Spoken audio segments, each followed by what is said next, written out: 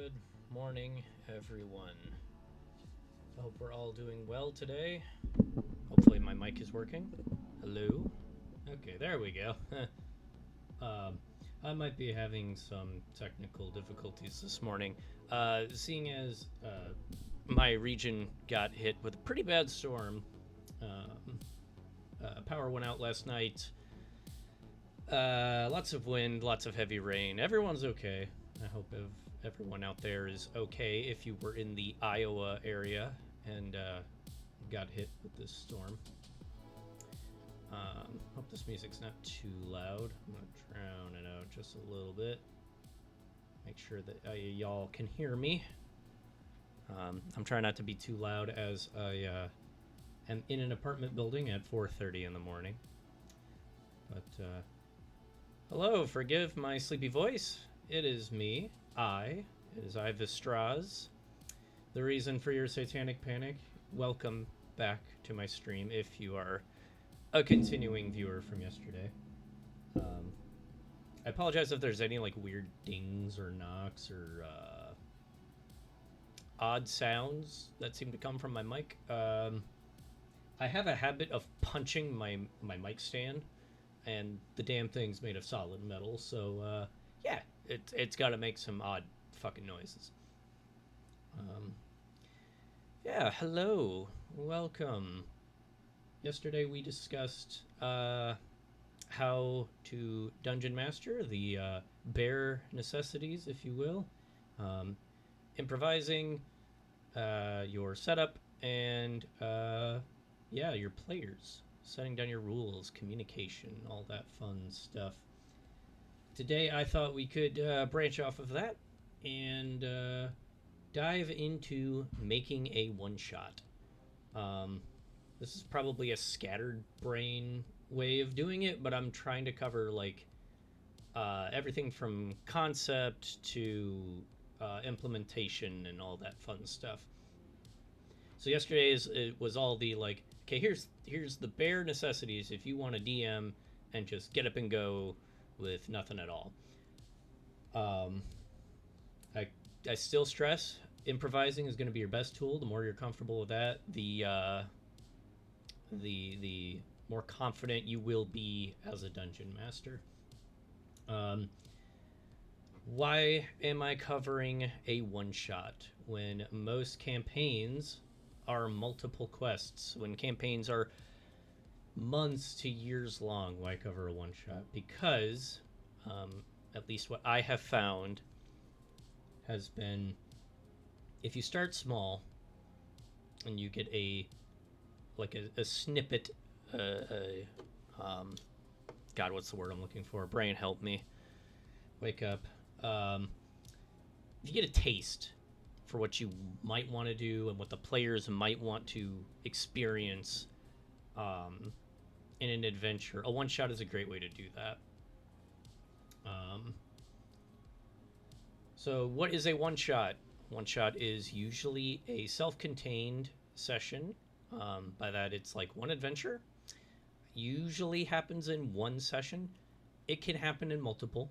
I'm actually a huge victim, I guess, if you want to go by like pure definition of one shot. I am a big victim of having a one shot run multiple sessions. Just because I either end up packing so much into a one shot that my players and I just want to do more with it, or they just like it so much, or they're having way too much fun and don't always focus on the main quest. So we end up having to come back later. So yeah, a one shot is your one quest, kind of like a demo or a self-contained movie. You're doing one quest. You do all the stuff that you need to do to complete that one quest. And in essence, a one-shot should be fairly simple. A simple one-shot is usually the best one-shot. That's not saying if you want to do like a really out there one-shot. I want to say Sunless Citadel is a one-shot. I could be wrong on that. my friends and I ran Sunless Citadel, and I remember that taking multiple sessions. So maybe that one's not a one shot.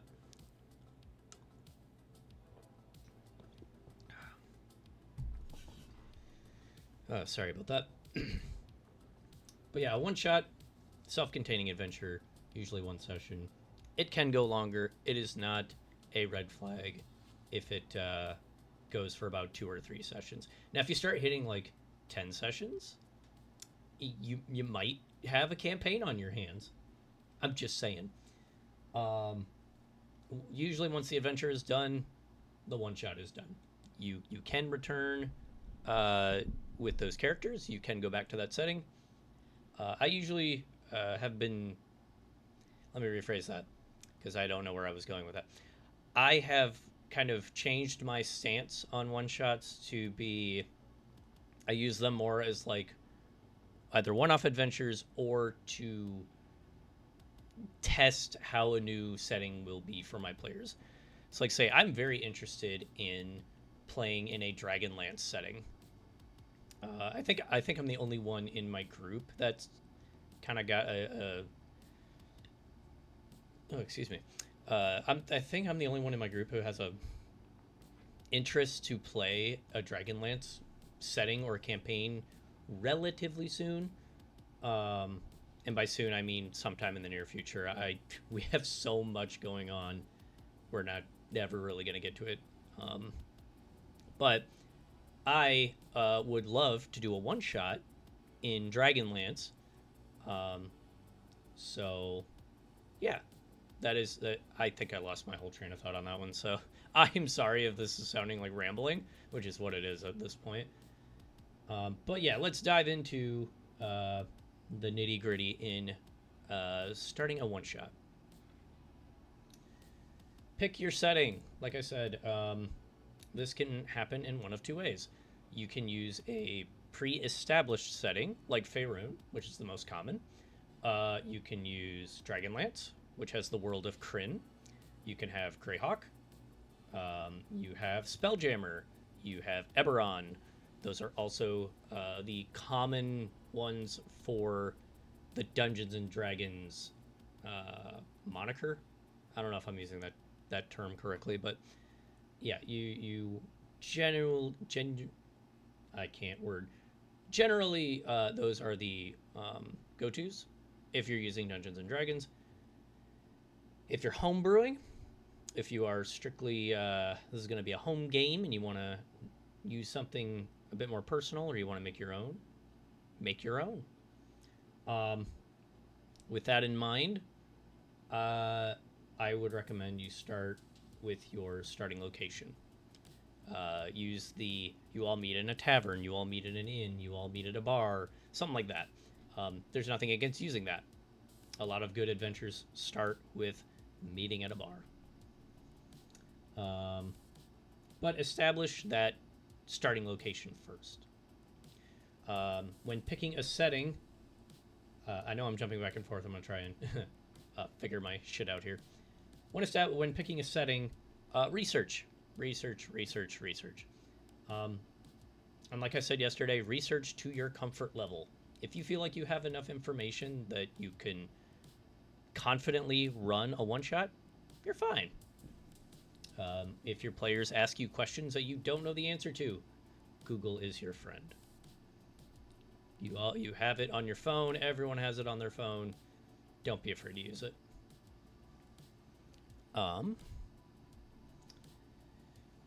So general knowledge you should probably know about your setting if you pick an established one. Know the common gods.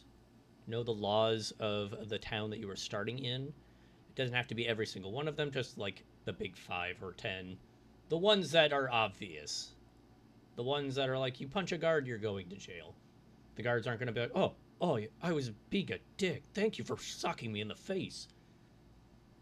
Any known factions, your thieves guilds, your merchant guilds, your well-known politicians, your elected officials. You don't need to have an extensive laundry list, but usually like 2 or 3 well-known people, well-known factions, or even just prominent businesses. If you're doing fantasy, you're going to want to know where your general store is, your weapon shop, your wizard shop, um, all the stuff that can cater to your party. You're going to want to know. Or if you can't find it, make one. Making your own stuff in a established setting, you can do that. There's no laws against setting up shop in a town that already has a weapon shop and you just missed it. Who knows? Maybe yours is better. I would think yours is better. How do you know? Because you're the DM. You get to decide whether yours is better or not. Yes, for a established setting, make sure you have the, I guess, common knowledge notes. Your gods, your laws, factions, and important people in the city or town. When you're making your own, I say start with the single location and then branch out from there. This is all in the planning stage, of course. Like I said, plan to your comfort level. If you feel like you can only write the description and brief history of the tavern, inn, or bar that your players are going to meet up in, that's fine. But just be prepared that once your party leaves that tavern, inn, or bar, either to go do the quest or or they get thrown out, heaven forbid, you will have to either plop that tavern, inn, or bar out on the wilderness, like along a highway or road, or you're going to have to drop it in a village or town. So you're going to have a little bit of planning for that. Is it uncommon for taverns, inns, and bars to be in the wilderness? I don't know, but can always happen if you want it to. It would be strange, but then again, it also sets up an interesting dynamic of why is there a tavern outside the city? Why is there a tavern or inn or bar so far from local authorities that could protect it? You can use these in your planning and shaping your world. This is only a little bit of world building. We're not going to get into a big discussion about that today. Again, for one shot, we're going to keep it simple and keep it small. Moving on, I stated it before, simple quests are great for one-shots. They are essentially short, sweet, and to the point. It's all we need. It's all we need. I guess the most common like RPG quest would be clear out the rats. Hey, I've got a bunch of rats in my basement of this tavern. Can you guys clear them out? I will pay you to do that. The simple quests are the best because then you can add shit on top of it. Oh, the rats are usually like the size of your foot, maybe. These are gigantic. They are 2 feet long and like a solid foot high on all fours. It's like, Jesus, there is something at work here. Maybe while you're down in the basement and clearing out all these rats, you discover a wizard or a necromancer has put a magical item down there that is causing the rats to grow unnaturally. That's a pretty, honestly, a pretty mid use of a magical item, but you find something interesting when you have a simple quest. Simple quests you can add your own spin to a lot more easily, I guess. So you can quite easily adapt simple quests to fit what you want to do.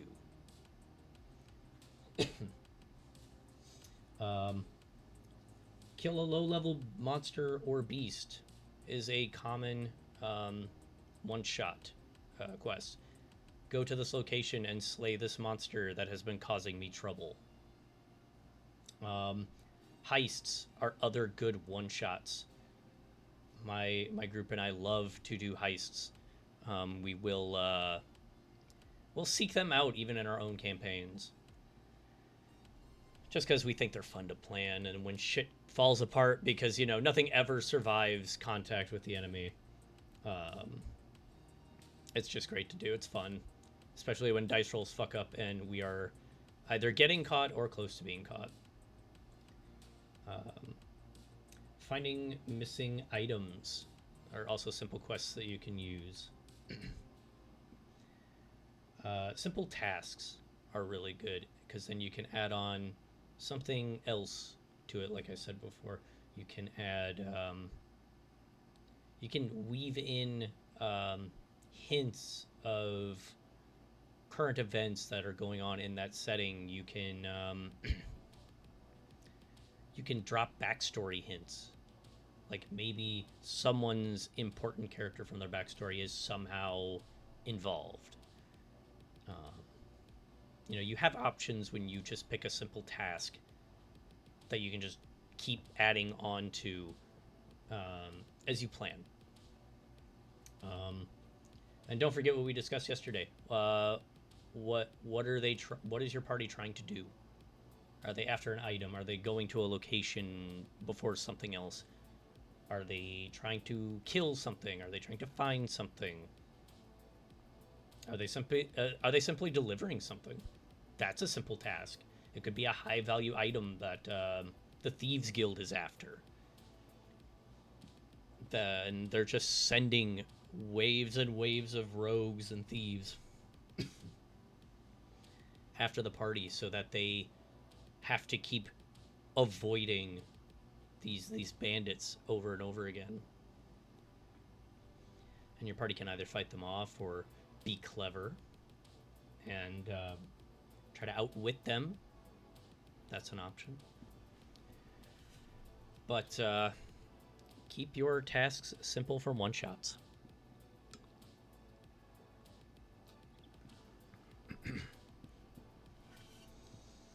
And finally, reward your players. If you are starting a one-shot at level 1 gold, give your players money. I think I said it yesterday, and I'll re-emphasize it now. With a one-shot, I don't normally allow a level up, especially if I don't think I'm going to be coming back to those characters. Now, I don't think that they need a level up, but if they want it, there's no harm in giving them a level up. If you hear them say, "I really want to use this character again," I think that's a good indicator that your one shot was successful.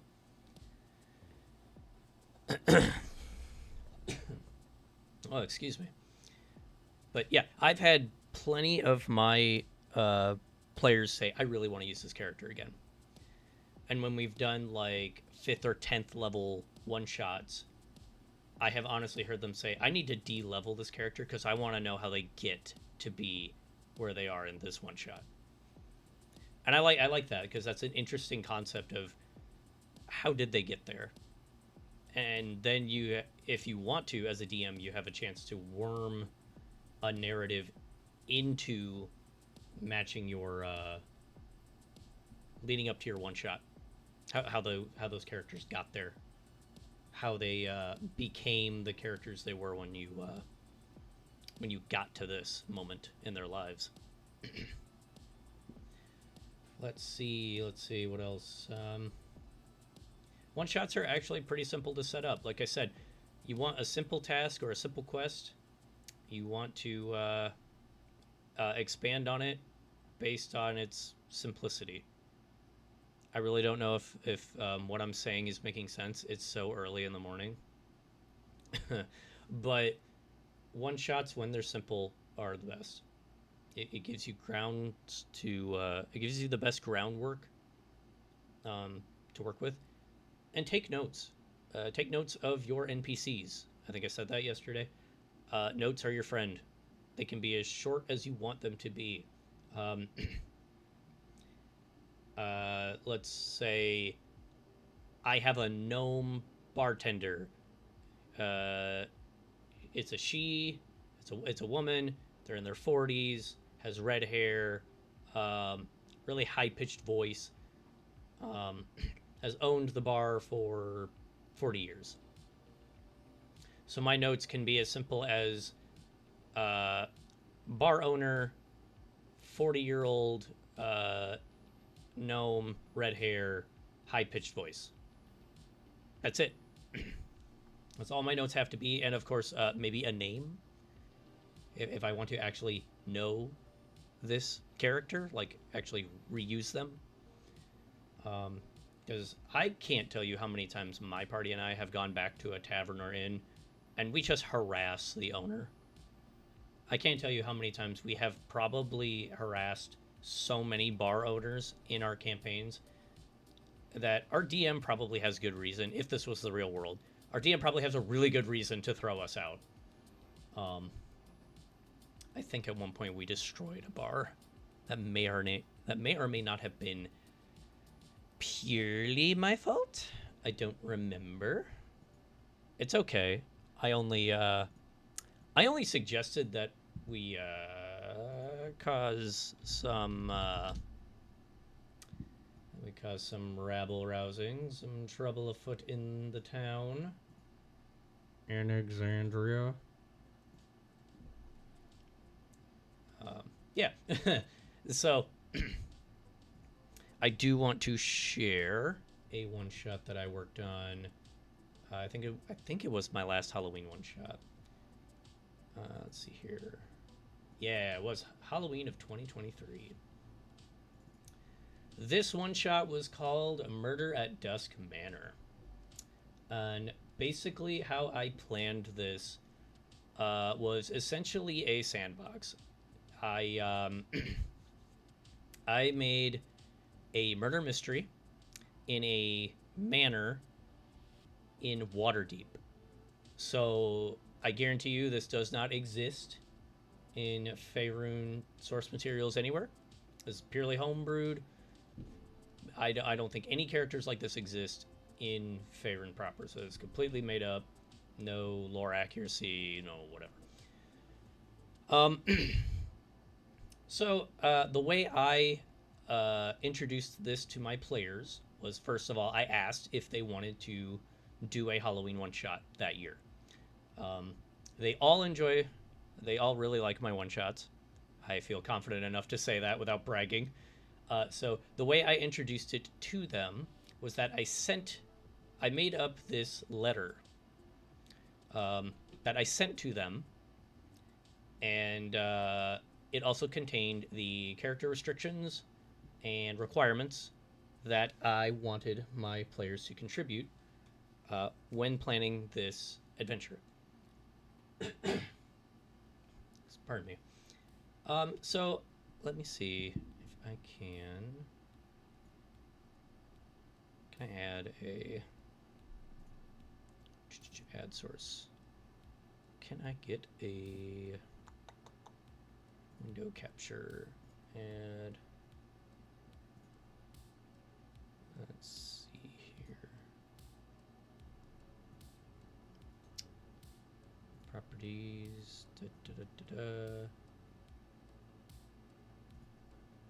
There we go. Let me move myself here.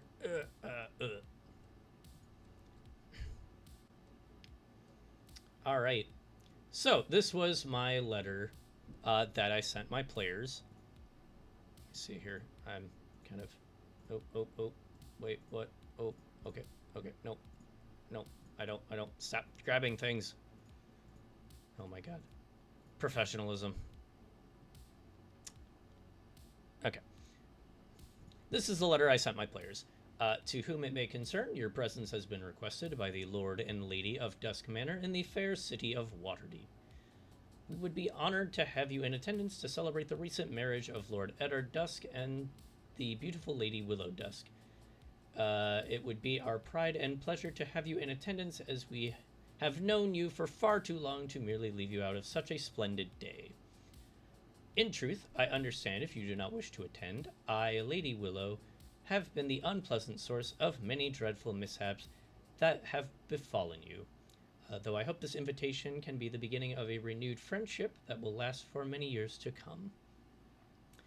Debtors, dealers, and all manner of influential people shall be in attendance. If nothing else improves between us, let the vast connection of powerful friends my husband has be at your disposal to improve your standing as much as it has improved my own. Some things you will need to bring in order to enjoy this day to its fullest. A level 10 character, a backstory that may or may not involve either the Lady or Lord Dusk, a sense of adventure, a good pair of dice, and some fine party clothes. Guests are expected in the afternoon, and dinner will be served promptly after all have arrived by dusk. It shall be a meal to die for. Ha ha ha. Sincerely, Lord Eddard and Lady Willow Dusk. So, I clearly introduced the plot of the game through this letter. If it wasn't obvious, Lady Willow Dusk is the one who gets murdered.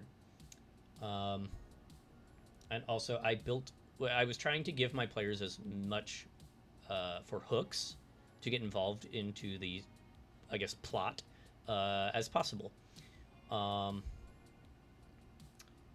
You have influential people, so they are nobles.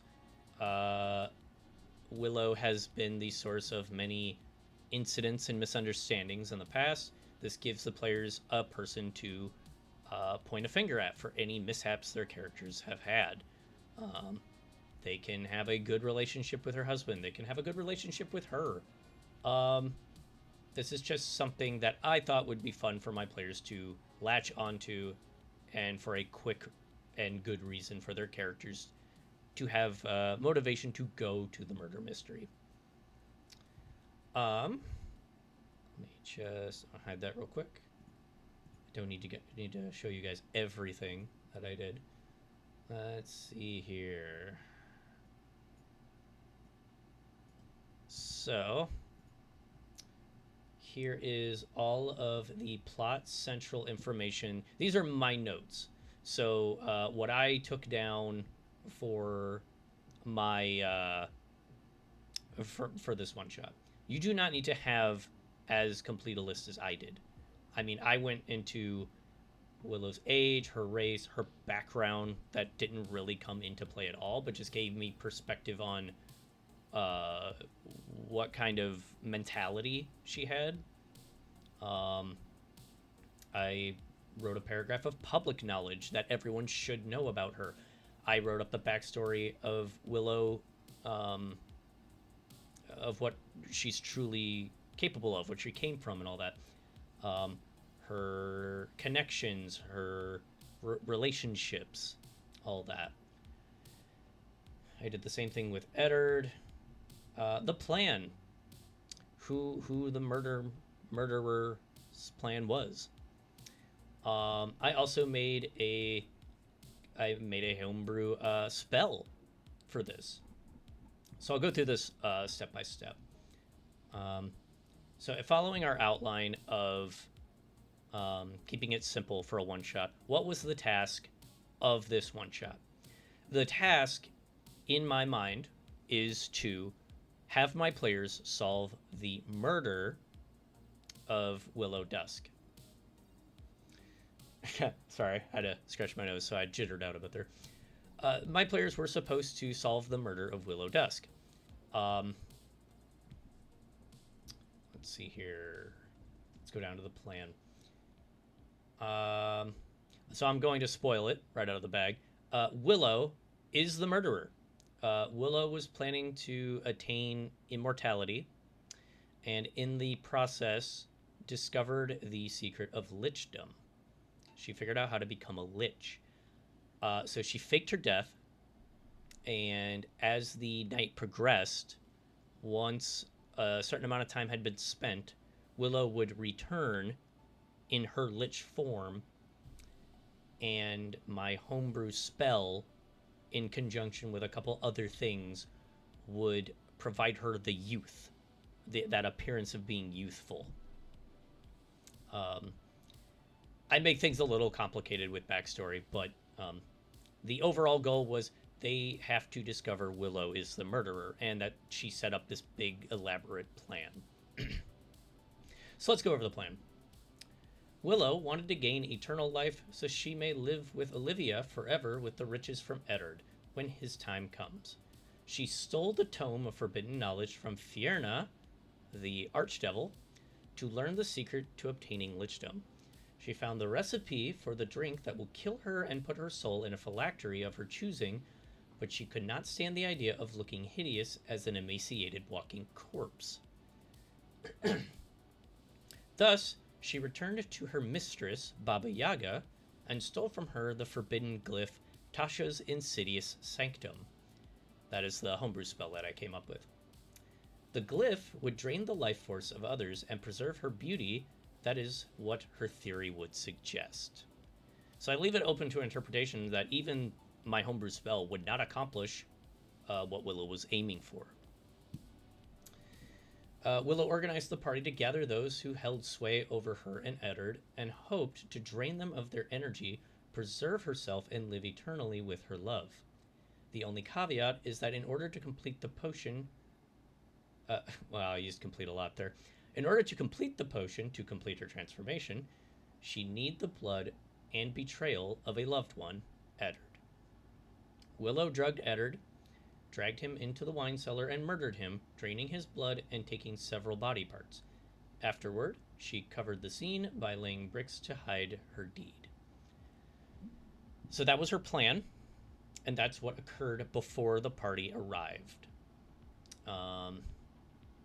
And here I have notes on Tasha's Insidious Sanctum. I don't think I have it.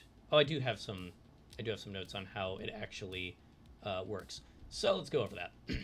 Again, you don't have to come up with all this. If you want to, that's extra mile stuff. I guarantee you my party did not know any of this or even look into it. I think I told them about it, but I don't think they looked too far into it. So, created when Natasha the Dark was held captive by her demon lover Grazit, it was originally intended as a torture method to convince him to release her. However, Tasha deemed it too cruel even for her, as her and Grazit had an on-again, off-again... I think I missaid that. Her and Grazit had on-again, off-again feelings for one another. She hid it with her teacher, Baba Yaga, and there it would stay buried. The glyph's effects. When a creature enters the spell's affected area, they must make a DC 18 Wisdom saving throw. For each hour they remain in the spell's territory, on a failed save, the creature takes 2d8 psychic damage, and their hit point maximum is reduced by 1d8 until they leave the spell's affected area. Sorry if I bumped the mic. So if they enter the spell's area, even if they succeed, they take 1d8. They take a 1d8 reduction to their hit point maximum. They don't take the 2d8 damage, but they take the 1d8 reduction in hit points. Remember, this is for a level 10 one-shot.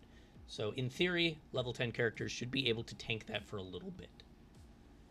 It also begs the question of how often are you having them roll. I had an hour, every hour. For that, I forget what my rule of thumb was, but they would, I think it was every time they investigated a room, I counted that as an hour, quote unquote, of time in the game. But they were not rolling all the time. I felt when things had moved on or had progressed enough, I asked players to roll their wisdom saving throws. Let's see here. While within the spell's affected area, spells of the caster's chosen school will not take effect. Spell slots used to cast these forbidden spells will not be spent, though the spell will fail to complete. So a bit of a handicap with being in there. I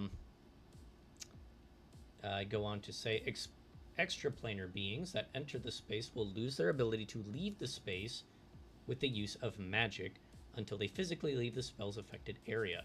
So devils and celestial beings or aberrations or whatnot cannot leave the area through means of like Misty Step or opening a portal. They have to physically walk out of the area. Each attempt to use their infernal, divine, fey, or aberrant powers within the spell's affected area will result in 2d8 psychic damage, and their hit point maximum being reduced by 2d8 as well. Luckily, that was more for NPCs. My player characters did not have any super infernal, divine, or fey characters that had those powers. So, when cast, the caster chooses the spell's source of domain energy. They can choose from either the Fae, the Shadowfell, the Nine Hells, the Abyss, the Far Realm, or the Elemental Planes. The reason I chose this was because it tied into Willow's plan. That was my mentality of where it's at. Bear in mind when you plan a one shot, most of this is going to make sense to you and you alone. As I'm reading this out loud, it does seem a little overcomplicated for something that is just for a one shot. But I was also testing a lot of things out. Like I wanted to like see what, because I've never done like a sandbox ish one shot before. So you'll see here I had planned a layout for the manor. I had rooms in the attic. I had rooms on the second floor. I had rooms on the first floor, and several rooms in the basement. What these do for me as a DM, it's kind of like an amusement park. If this is a sandbox, I want to make attractions that my players want to go to. So on the first floor, when people entered, they entered into the Great Hall. That was their first location that they entered. Then they went to the drawing room, which is kind of like the waiting room, or this kind of cozy room where people could lounge and talk. And then after after everyone had shown up, they went from the drawing room back into the Great Hall and into the dining room where the murder took place. And then once the murder took place, I opened up the doors, metaphorically speaking, but I opened up the house to the rest of the guests. There were a handful of rooms that were locked, that were specific. They needed specific keys in order to get into them. And one of them was the study, another was the master bedroom, and there was one more. I think the servants' quarters in the basement. But there were a handful of rooms that required them finding a key or lockpicking. I did not shy away from my players being smarter than me and using like spells like knock or a lockpick or thieves' tools to break into these rooms. In fact, I'm pretty sure that's what they did. You'll see here I have notes based on keeping the party inside. And this goes over the three big items and tools that I used in the one-shot. So I talked about Tasha's Insidious Sanctum. When all guests have arrived, the glyph's full effects begin. The chosen school of magic that the glyph negates will be the Abjuration class. This includes spells such as Dispel Magic, Counterspell, Lesser and Greater Restoration, and Banishment. The domain that has been chosen to draw the glyph's power has been the Shadowfell. Then there was the Key of Planar Binding. I made Willow quite the high-level spellcaster. I mentioned that Willow had her mistress, Baba Yaga. I meant that as she was also a student of Baba Yaga, like Tasha. I did not emphasize that because I didn't want to make that the core thing, but I just wanted it to be oh yeah, she's also like a decent spellcaster because she was trained by the same person who trained Tasha. from Tasha's Cauldron of Everything. So she's not just like a middling spellcaster. She has some power behind her. So the key of planar binding was the key to the manor, the whole thing that kept people locked inside. The manor's interior has been magically set in a pocket dimension of the Shadowfell. The only true exit to the material plane is out the main door with the aid of the key of planar binding from the Warforged servants that are kept in the workshop of the manor's basement. Any attempt to leave the manor without going through the main entrance with the key of planar binding will leave guests in a Shadowfell forest populated with dangerous monsters and other nasty enemies. My party left the manor without the key of planar binding. They did not like that. This was not a railroad effect. I let them explore. And I made sure that the Shadowfell was as scary as it is in Baldur's Gate 3. They hated that. They encountered one of the homebrew monsters that I had for the Shadowfell. Yeah, my forever DM, the one who has been playing for years, he hit it with fire. And the creature was set on fire. The creature ran off into the Shadowfell forest. That fire went out. I forget the spell the exact spell he used, but that fire was not supposed to go out until the creature died. That creature had a lot of hit points, and it went out. And that scared him. After that encounter, he said, "We need to go back inside." I did not do that as a way to antagonize my players. I wanted to make sure that they understood that the Shadowfell was nothing to fuck with. I gave them a fight.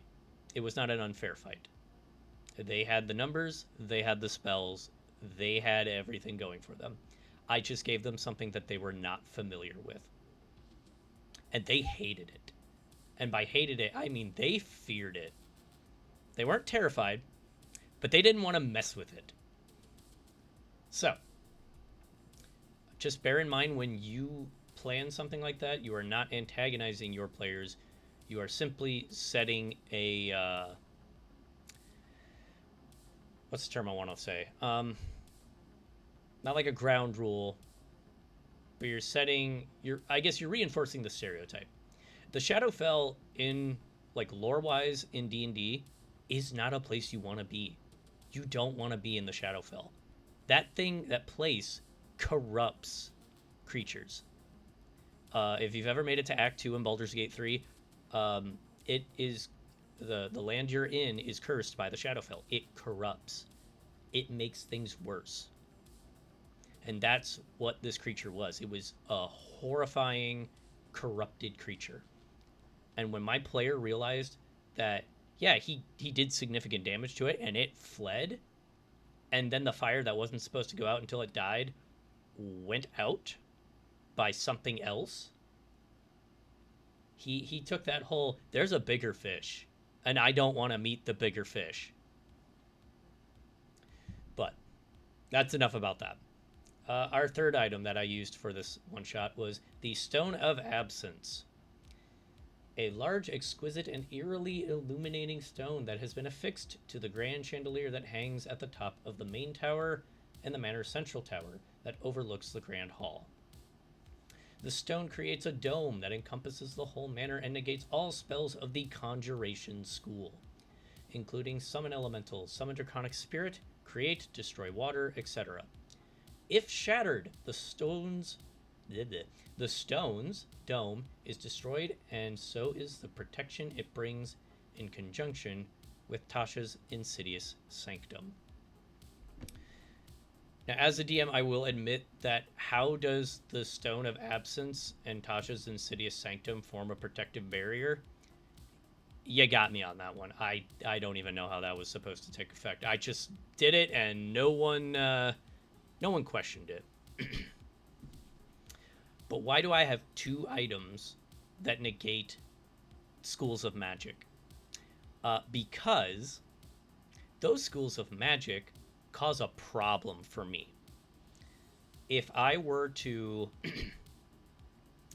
if I were to allow my players to have one or both of those schools, a lot of the things that I want to do in this one shot are dismissed with 10th level caster spells.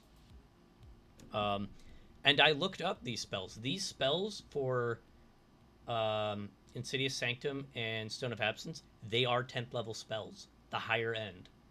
So Dispel Magic, Counterspell, Lesser and Greater Restoration, and Banishment are spells 10th level characters would have as casters. Summon Elementals, Summon Draconic Spirit are spells that people would have as a 10th level caster. And those spells would have been problems for me and would have taken away my fun. One of the reasons I included in Tasha's Insidious Sanctum that it doesn't expend the spell slot is because, excuse me, if any of my players are listening, we have to admit that this is a true thing in our friend group.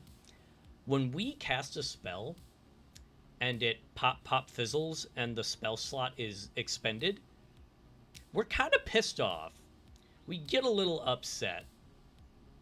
And I can understand that. So to be a bit of a forgiving DM, them expending the spell but not losing the spell slot was my catch-22 for them not having access to 2 whole schools of magic.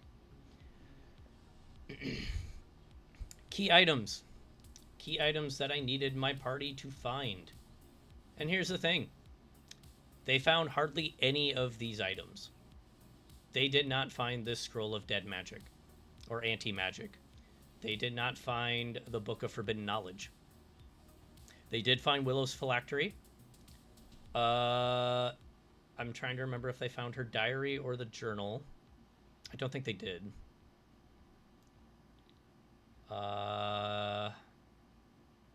They found Willow's chalice. That was what she was drinking out of when she quote unquote died. That contained the remnants of her potion of lichdom. So, DM, what would have happened if someone tried to check the liquid in her chalice as if it were a poison? That's a good question, and I thought of that. So what I wrote here was, not much of her drink remains, save for a drop of a sickly green liquid that, when held to the light, looks indistinguishable from common wine. Should a player attempt to taste it for poison, they must make a DC 20 Constitution saving throw. On a failed save, they will become violently sick and vomit immediately. If they succeed the save, they suffer 2 levels of exhaustion. I can't talk. Unless they drink an antidote. The remainder of this liquid is not enough to turn one into a lich by accident, but instead make them violently ill. As a DM, you need to think a little bit on what could affect your players. In this instance, I was monkeying around with a potion of lichdom. I don't want my players to accidentally turn into a lich. It would be funny, but I don't think my players want to be handed a note that goes, hey, by the way, if you had to have a phylactery, what would you make it? I don't think they would take that too kindly. Don't get me wrong, it would be funny. I think it would be hilarious for a little bit, as like a short joke, not for a whole one-shot. I don't think it would work that well. The key finger was one of the ways they could find the key of planar binding. There's a secret lab. I highlight the things, I think in here I highlighted mainly the location to find these items. That is mainly to help me. What is highlighted in green was for me to take notes on later. So that if my players read these items or found these items, they could have the knowledge that it is supposed to give. This document is more thought out than what your first one-shot should look like. As a new DM, be simple. keep track of simple things. This solving a murder mystery is not a simple task. This is a big task. I made this a pretty difficult task. They are trapped in a pocket dimension of the Shadowfell. They're not getting out of that simply. I have layered their escape with roadblocks. This is not a simple task for a one-shot. This was kind of me testing myself to see how I could plan and execute a mystery.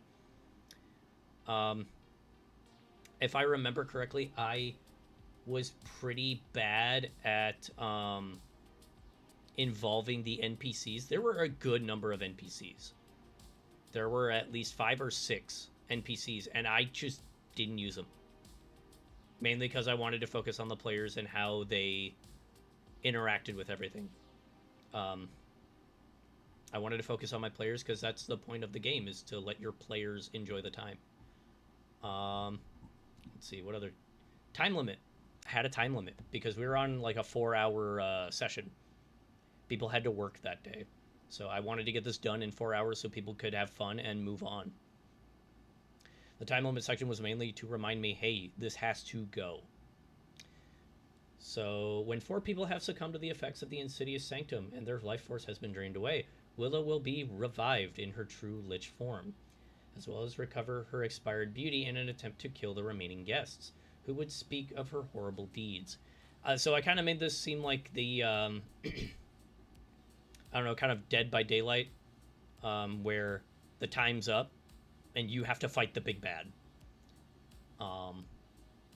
She will attempt to convince Olivia to be with her, as this was her intention, and may even spare Daphne, who was another NPC, if the witch promises to never tell a soul, including her patron, about her transgressions. If the adventurers, however, will have a harder time convincing Willow to let them go or step down. Willow will put up a fight against them if the party does not cooperate. This if statement was to remind me on certain things, such as, if the party cannot find all the clues, escape the manor, or save enough people within the time allotted for the one-shot, every half hour of play should be treated as 1 hour in-game per completing tasks and deliberating. So that's even confusing a bit to me. So it's a twofold. 1 hour in-game passes if there's a lot of talk or discussion, but nothing really progresses for a half hour in real time. The other part of it is completing tasks and deliberating. I wrote this really, really shittily. So the tasks and deliberating, so finding items, finding clues, discovering other things in the manor, would have progressed time. Trying to finger a potential murder suspect would have progressed time. That's where my mind was at. And remember, these notes only have to make sense to you as a DM. Hopefully you're not showing everything that's going on behind the DM screen to your players. If that is the case, hopefully you're only doing that with your co-DM, someone who's helping you run the one-shot. Because you don't want to give away everything. You want to make sure that you're having fun. Because if the players know everything, they're going to... I won't say ruin it, but they're definitely going to take advantage of that. Because they assume that every bit of knowledge that is given to them is public knowledge. That that the characters they play know that knowledge. With this rule in place, after 2.5 hours of play, Willow should be making her return known to the house and her guests. When I ran this one shot, my players destroyed the Stone of Absence first. Not the first thing out the bag, but they destroyed the stone, which destroyed the destructive dome, which allowed the creatures in the Shadowfell to prey upon them in the manor. 3 of them went outside. 3 of them made it back. but they did not want to go outside. After they destroyed the stone, I think they found their way to the library and then to her lab where they found the recipe. And I think once the recipe was discovered, Willow came back. And it was a fun final fight. They were having a whole final clash with her. They were on the second floor, which overlooks the Grand Hall, and Willow was on the ground floor and did the whole "I'm gonna get you" act. And they just pelted her from above. As a DM, I had fun with that. Because if you've never used a Lich for a monster, they're fun. And I tried to use her Lich stat block as best I can, as effectively as I can. These are just descriptions of each room with notable items in them all. Letters, important items and clues. Not every room has important clues. I think mostly the bathrooms were just bathrooms.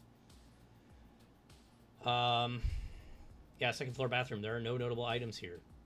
If a person, party member, or NPC dies in this room, the body is obvious upon entry unless properly hidden. I don't know how they were going to properly hide that body, but yeah. Willow's library, memory fountain.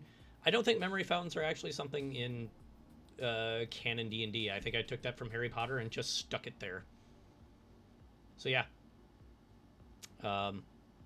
That is just a blatant ripoff from Harry Potter that I just stuck in there.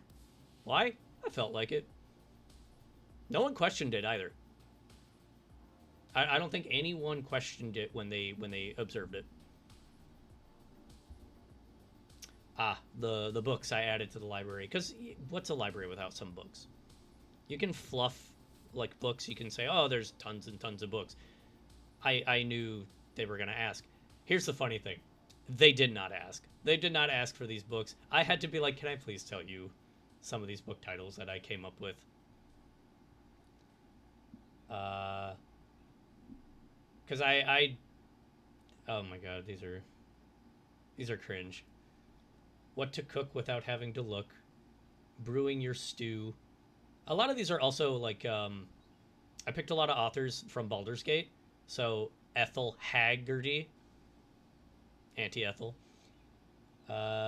Make your onions cry, not yourself. Braza, I think, was a character that we made in Baldur's Gate, or it was one that no, Braza Good Food. That was the whole joke of her name, was just good food. Splendid Feywild Spirits. Aramil Lundgren was Lundgren isn't the character's last name. Aramil was a character that we had in a previous campaign. His whole thing was he had a bag of whiskey holding, and he was a traveling liquor sailor. Liquor sailor? Liquor salesman. I can't talk. Tending the Unknown by Halsin Bearspring. Gardening for the Beginner by Volothamp Getarm. Volo from Baldur's Gate. Plant Growth, The Spell and Then Some by Kaga Sour Patch. These are very, very bad jokes. And I'm sorry. And then with the arcane knowledge, I decided to get just like really on the nose. Morning Canaan's Guide to Mysticism. Tasha's Book to Everything Witchcraft. And then, of course, Tasha's Cauldron to Everything. Elminster's Handbook of Handy Spells. So that is the home care ones. I'm gonna gush about these. I made this over a year ago. I'm sorry, you're subject to this now. A Minotaur's Way to Privies. That is an ongoing joke with my group. Our forever DM, when he finally got to play a campaign with us, when we ran Sunless Citadel, he decided to play a Minotaur named Brazdar. And as a joke, he had a feature called Privy Sense, where it didn't matter what building he was in, what structure, what cave, what dungeon, he always knew which way the privy was. And he would just point in a direction, and that's where the privy went. Roosting Like a Dragon by Zimmer the Knowledgeable. That's actually a joke for Faerun. Zimmer is actually, or Zymor, is actually the name that Bahamut goes by when he is in his human form. Layers and Their Actions by Mr. Gygax. That is just on the nose, Gary Gygax. And then popular books. I threw in a bunch of like pop culture ones. Tusk Love, just because of Critical Role. Midwives of Phandelver. I don't know. I thought something trashy had to be in there. A Commoner's Guide to Acting Rich. Willow was supposed to be a commoner that made her way into being rich, mainly through her connections. So I just thought it'd be funny that she had a dummy's guide on how she got there. Extraplanar Beings and Their Etiquette. So the thing with that was Fierna and her partner. Why am I blanking on his name? But Fierna the Archdevil and her partner, the other Archdevil, they were guests at this dinner. They were guests, and one of my players at 10th level had true sight and could see through their disguises. And he asked, like, okay, I'm looking at these people. What do I see? And I think I texted him. And it's like, well, you're looking at the Archdevils. And he shot me back this look of, excuse me, what the fuck? What are they doing here? And I was like, you don't know. And so from the get-go, he was very concerned. And finally, A Song of Ravens and Wild Shapes, which is a spoof on A Song of Ice and Fire. Like I said, I was hoping, because I have a friend who is a big library buff. She loves, I shouldn't say library buff, but she likes to read. So I thought she'd be interested in like the books. I thought she would ask about them. She didn't. No one did. I was like, I wrote these. I'm going to tell you about them, like I told you now. So, more rooms and their descriptions, notable items.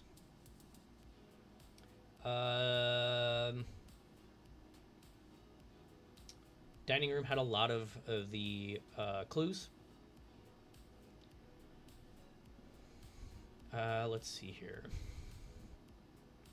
There was a stowaway. I forgot that there was a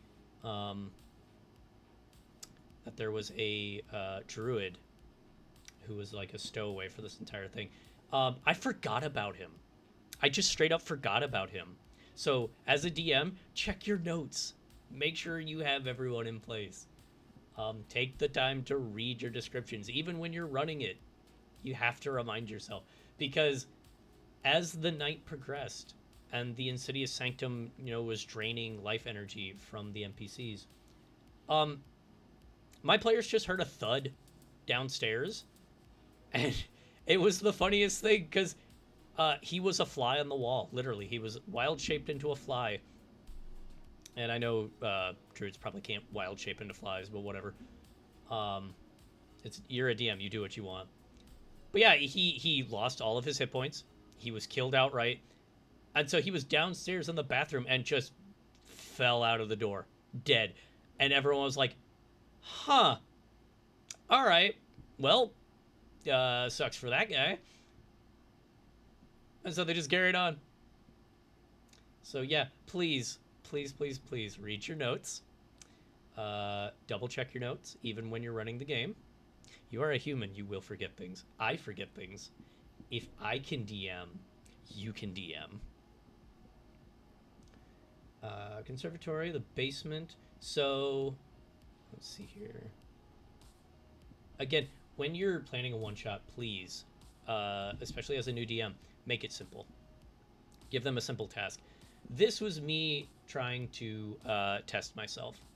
I made a murder mystery and then layered a bunch of traps and roadblocks for my players to try and make it challenging for them. If you're a new DM, make it simple.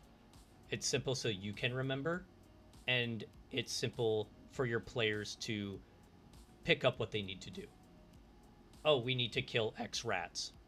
We need to find this jewel. We need to find this piece of um, this heirloom that the NPC wants us to get. It's clear. It's to the point. They know what they're looking for. Everything else is just getting in the way. But keep your one shots simple, easy for you to remember, easier to take notes on. If you want to branch it out and add things to it, that is possible. But like with these, take your notes. They don't have to be as detailed as mine. I knew with this, with the one shot I wanted to run, it was going to get complicated. I kind of had an idea for the scope of this one shot that I wanted to do, so my notes had to be more in depth. Because it's a manor. It's essentially a haunted house. I have to have answers for my party. I have to have clues. I have to know where those clues are. I know where everything's at, but the party has to find them. If I don't know where they are, how is my party going to find them? Written modules will have tables for this stuff, so you can just find stuff anywhere. I wanted things to be in certain areas. And a downside to this one shot was my players did not go to every location. They didn't go to the master bedroom. I don't think they went to the study. They went there later after the fight happened.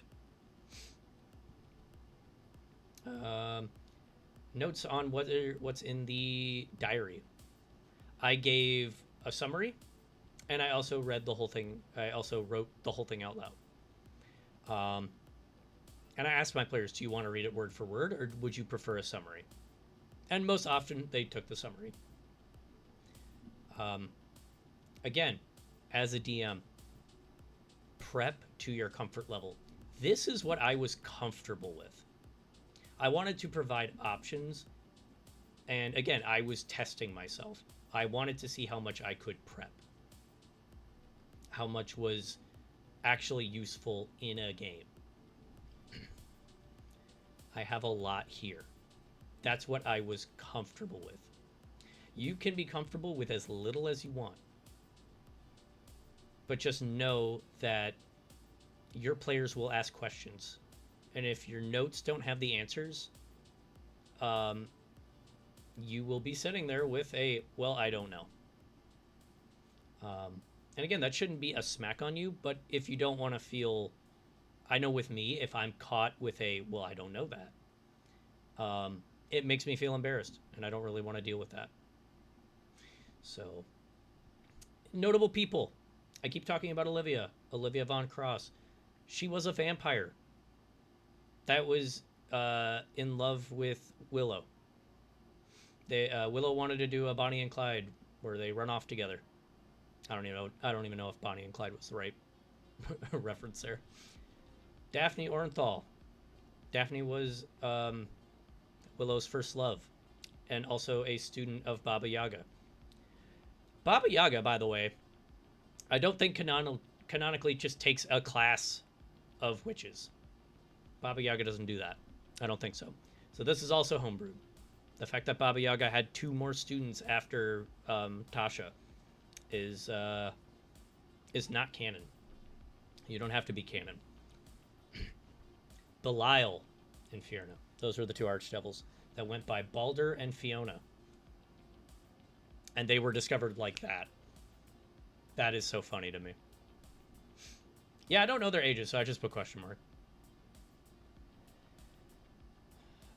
Blackrobe Goodhall. I think I looked up that Waterdeep has black robes. I think that's what their city officials are called. I'm not sure. I can't remember off the top of my head. But I also wanted something that sounded cool, so I said Blackrobe Goodhall. Older Bronzebeard. Stalwyn Ulfgar. I needed people to pad, and that's really all of my notes for this. When I made this, I think when I got to the end of prepping for this, I was like, I could add more. There's more notes I could throw in here, and I was like, I don't want to overwork myself, and I was getting overworked by this. Um, and when I say overworked, I mean I felt like I had to add this. You do not have to add all this. Again, comfort level matters. For a first time one shot, keep it simple. You will save yourself so much of a headache if you keep it simple. I have been playing Dungeons and Dragons and being a DM for over 10 years. That's still something I'm trying to get used to saying. I have been doing D&D and DMing for over a decade. I have a bit more experience. And this was me testing myself. So all these notes are me trying to put my skills as a DM to the test. If you're a first time DM, your notes will not look like this. If you do this as a first time DM, I guarantee you're going to overwhelm yourself. You will get flustered. You will feel like you can't do it. If you want to try, hey, you can certainly try. But just bear in mind, as a first time DM, please don't overwork yourself. If you enjoy DMing, please don't burn yourself out. All of these notes were meant so that my players had options. As a cautionary tale, as a DM, Matt Mercer and Brendan Lee Mulligan will attest to this. Any DM who has been doing it for a long time will attest to this. Your players will straight up miss shit. Either blatantly ignore it or just never bother to go find it. You will make things and your players will forget it. They will ignore it, or they will miss it entirely. That is nothing bad on you. There's nothing bad on you as a DM. Sometimes they just completely bypass it. And that's why I have so much planned in these notes. That's half the reason why I have so much planned. Let's see. What else did I have planned here?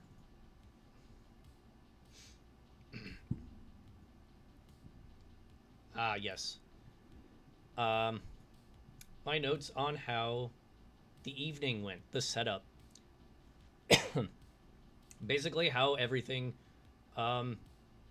went up until the murder happened. Your notes can be as simple as they walk up to this location, person answers door. You don't need everything like this. Honestly, I think this is on the edge of I went a bit overboard on this one. This seems extremely railroady.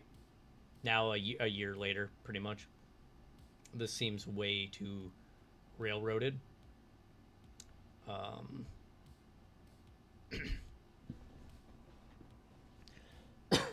Excuse me. Yeah, after a year of looking at this looks way too railroady. I'd try to simplify this a bit more. I had an idea in my mind of what I wanted to do for like rolling up to the house, and this is what I thought would help keep me on task. This was also like supposed to be the Halloween one shot, so I was also trying to do it within the month of October while a bunch of other shit was going on. So, yeah. Oh my god. It's getting dry. But yeah, this is generally how a one shot can go. The one I'm showing you is an extreme case. Because again, this is like a DM really trying to test himself as opposed to a simple one shot. There are books out there that have one shots in them that you can drag and drop. By that I mean you literally just open up the book, read what the adventure is, and it doesn't pertain to any specific location or setting. So you can just drop it in Faerun, you can drop it in Eberron, you can drop it in your homebrew, you can drop it in Cyberpunk. If you were playing a cyberpunk game, you can drop it in Fallout. You can drop it in any setting that you are playing. Um, there's a multitude of those books. They're third party. They're great. They're made by great people. Find them. If you don't want to make your own, there's tons of one shots that you can use. Let's see here. I think we'll start to wrap things up here. But yeah, pick a setting, research that setting, find out what you like and what you don't like about that setting. Going back to yesterday, make sure you have a session 0, or introduce your players to what the requirements or limitations on this one shot is. Is it level 1? Is it level 5? Is it level 10? Is it 20th level? You can do that. Are you making your own setting? Start small. Start with a village or a small town. You're going to have more fun with a small setting that's full of interesting NPCs that your players can talk to that they can either torture or they can bond with. That is something that they can do. Make sure for your first time one shot, it is a simple quest. Simple does not mean it's less flashy. Simple means it is clear to you and your party.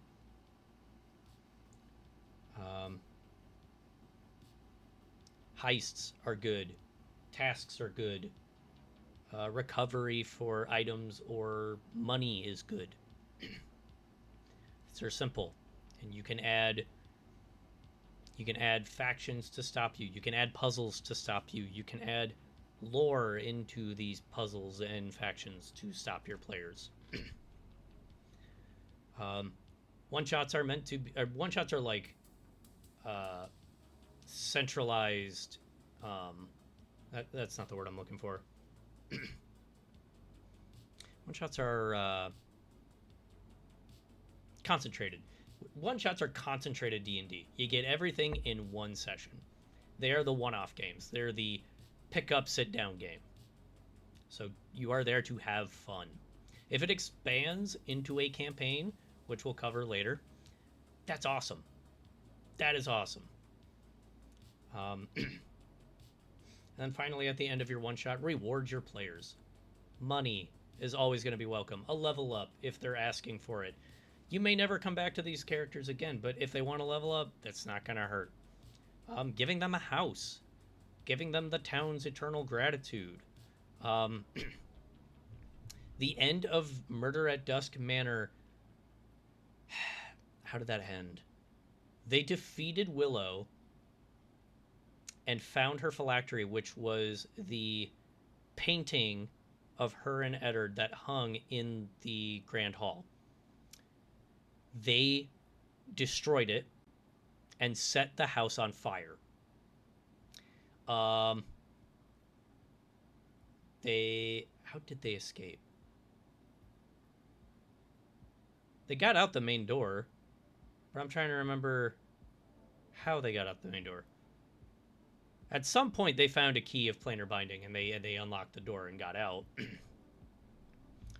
But that house burned to the ground, and they almost did not find her phylactery. I think it was my DM who, my forever DM who rolled a knowledge or a history check and was like, she's a lich. We have to find her phylactery. And they spent, I think it was a good chunk of time after the battle with her to find the phylactery. And they destroyed it, set the building on fire, left, and they kind of wiped their hands of it, because when they left, two nobles, like two high-ranking magisters and nobles, were dead. The captain of the city guard was dead. He died in there. And the druid stowaway was dead. The devils, Belial and Fierna, they fucked off. They went back to the hells. Olivia just said peace and ghosted. So, yeah, they kind of just They were done. And they wiped their hands of it. They burned the place down. They're like, "This is not my problem. I don't want this. I don't give a care about this." And that's all they wanted to do. So, yeah, that is how you do. That is how you make a one shot. Take your notes. Keep your one shot simple. Make your NPCs. Take your notes on them.